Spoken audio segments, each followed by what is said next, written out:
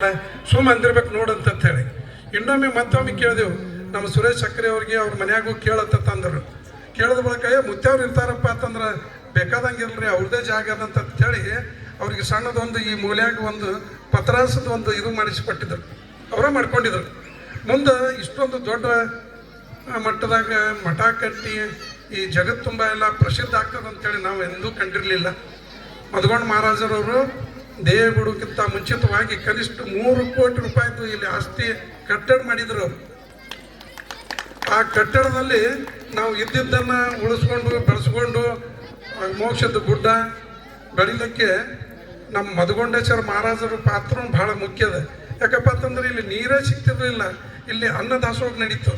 ಮುತ್ತವ್ರು ಇದ್ದಾಕರೆ ಮುಂಜಾನೆಯಿಂದ ಸಂಜೆಗೆ ಯಾರೇ ಬಂದ್ರಪ್ಪ ಅಂತಂದ್ರು ಪ್ರಸಾದ ಮಾಡಿ ನೀರು ಕುಡಿತಿದ್ರು, ನೀರು ಸಿಗ್ತಿದ್ದಿಲ್ಲ. ಅಂಥದನ್ನು ಈಗ ಅವಧೂತ ಸಿದ್ಧ ಮಹಾರಾಜರನ್ನ ಮುಂದುವರ್ಸ್ಕೊಂಡು ಹೊಂಟಿದ್ದಾರೆ. ಅದಕ್ಕೆ